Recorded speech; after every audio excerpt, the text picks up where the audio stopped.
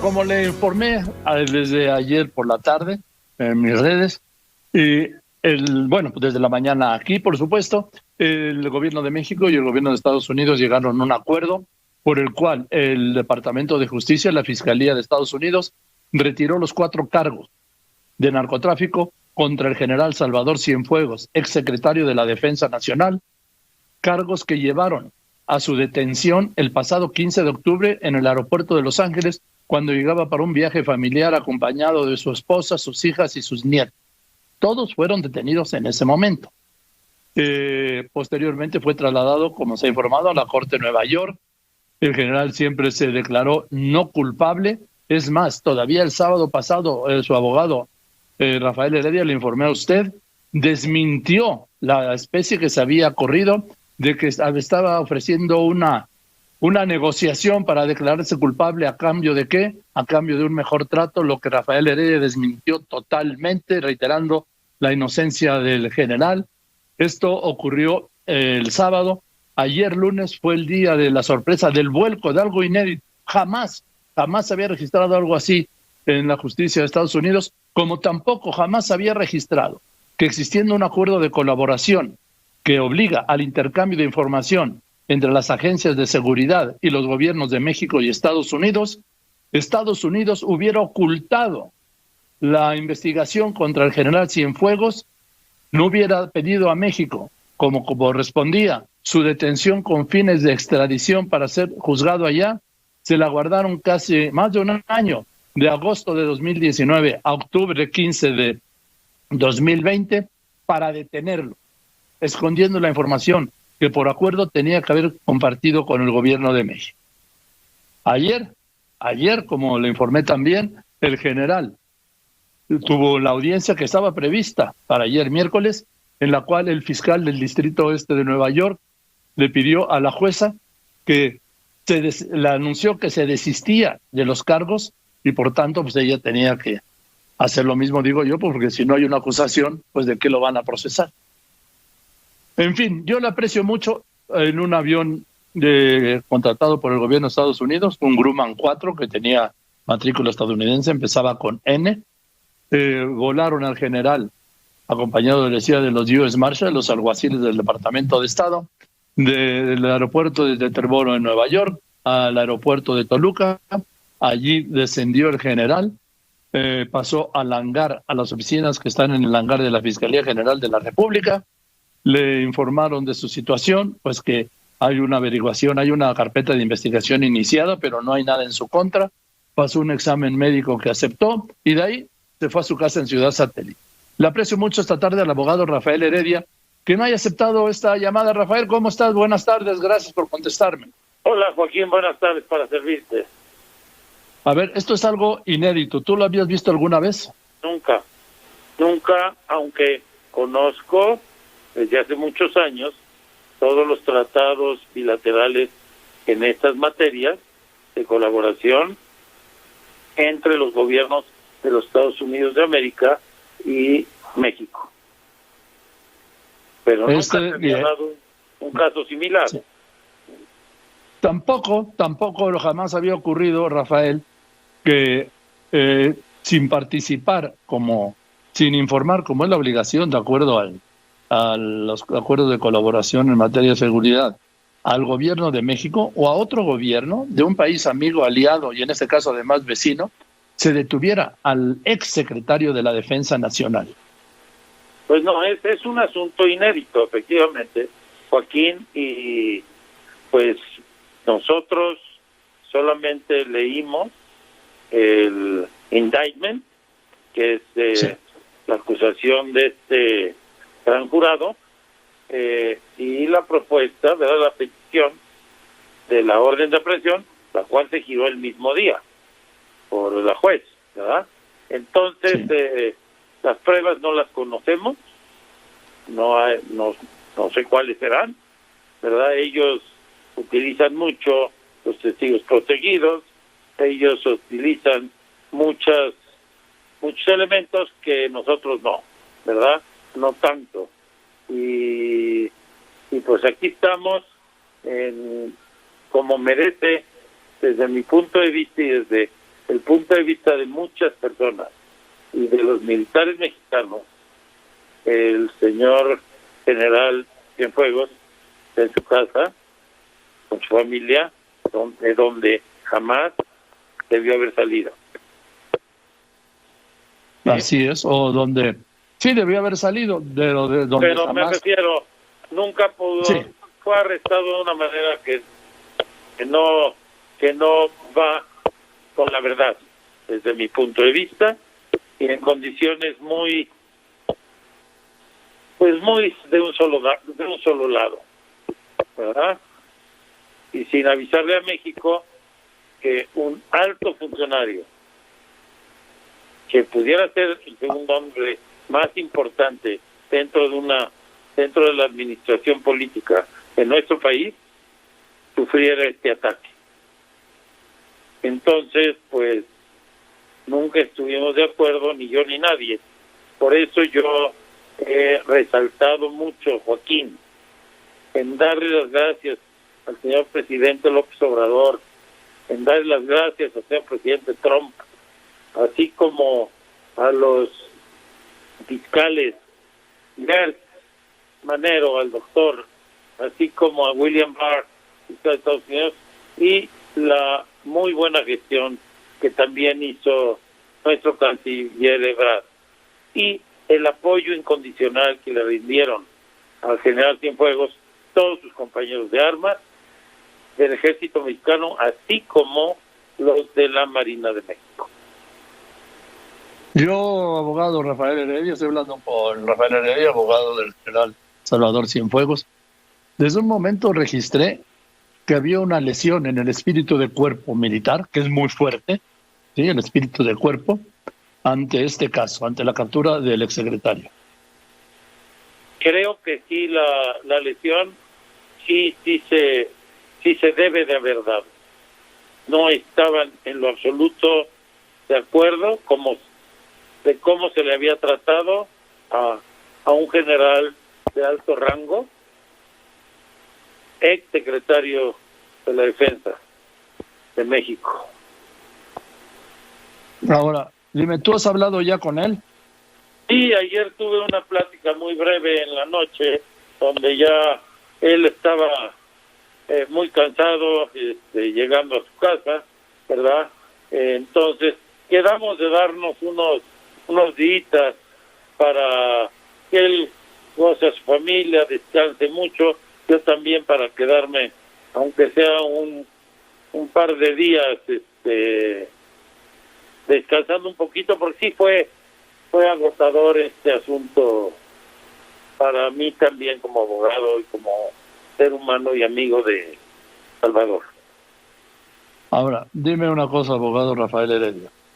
En algún momento, en el proceso, en el curso de su detención allá en Nueva York, casi un mes, ¿pudiste reunirte con él? Hablé con él varias veces por teléfono. El motivo por el cual yo no me reuní con él, ni tampoco se reunieron con él los abogados, y solamente las personas que vieron físicamente fueron la cónsul en Los Ángeles con sus colaboradores y el cónsul Jorge Islas con sus colaboradores en Nueva York. Por la cuestión del COVID está prohibido, por eso fue que no se le podía visitar. Ahora, ¿qué te decía él cuando hablabas? Digo, ya se puede contar, ¿no? Lo que me decía era que estaba sorprendido, que él no había cometido ningún ilícito y que estaba dispuesto a defenderse hasta donde diera. Eso fue el mensaje de él. Ese siempre fue el mensaje. Desde la primera vez que hablé con él por teléfono me dijo que él era inocente y que por favor acreditáramos su inocencia a través de la verdad. Cuestión que íbamos a hacer, obviamente, con los abogados de los Estados Unidos. Dime una cosa, abogado Rafael Heredia, ¿en qué condiciones se encontraba? ¿En el centro de detención? ¿Estaba en una celda? ¿Estaba solo? ¿Estaba acompañado? ¿Qué horarios tenía? ¿Qué limitaciones? Estaba solo, comía normalmente, salía a caminar, pues como en una cárcel, pero sobre todo tenemos el grave problema de las cuarentenas. ¿Sí? Las cuarentenas, tenía que estar solo porque venía de estar con gente, entonces pasó el tiempo de la cuarentena, tanto en Los Ángeles, los 14 o 15 días, y otra vez lo volvió a pasar también solo, y en Nueva York. Pero son las condiciones que hubiera pasado él o cualquier otro interno. Sí, estaba en una celda. Estaba en una celda, efectivamente. Esas prisiones son del tipo que son en edificios, entonces podía ver desde una rendija a la calle.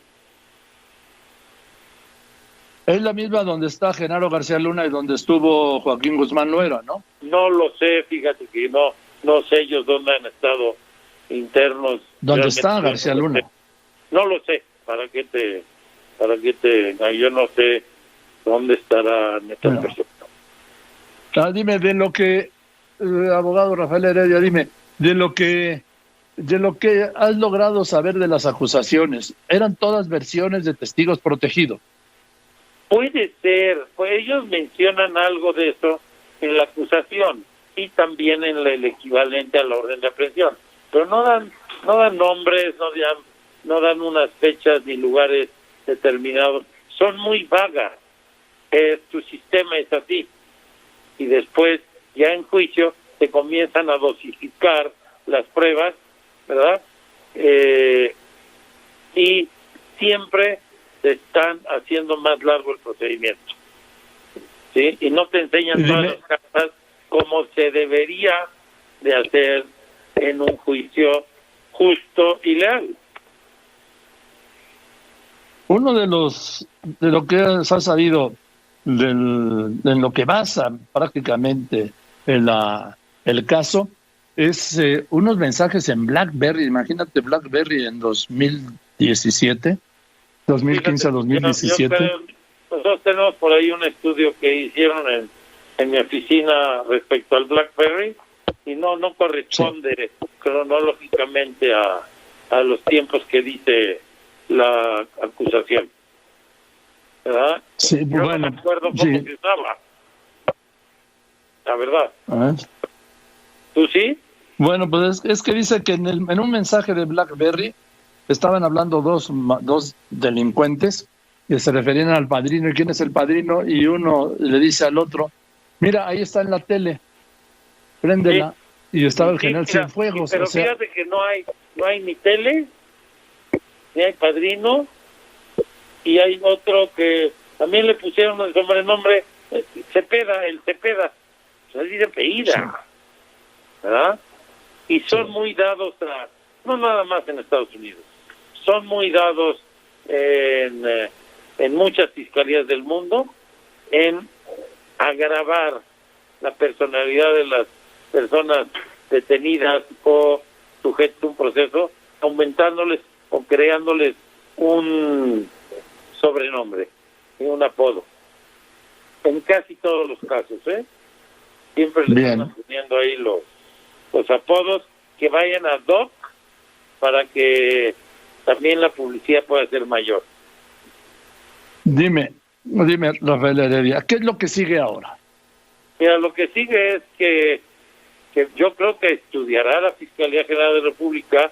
El doctor Gersmanera es un profesional en esto.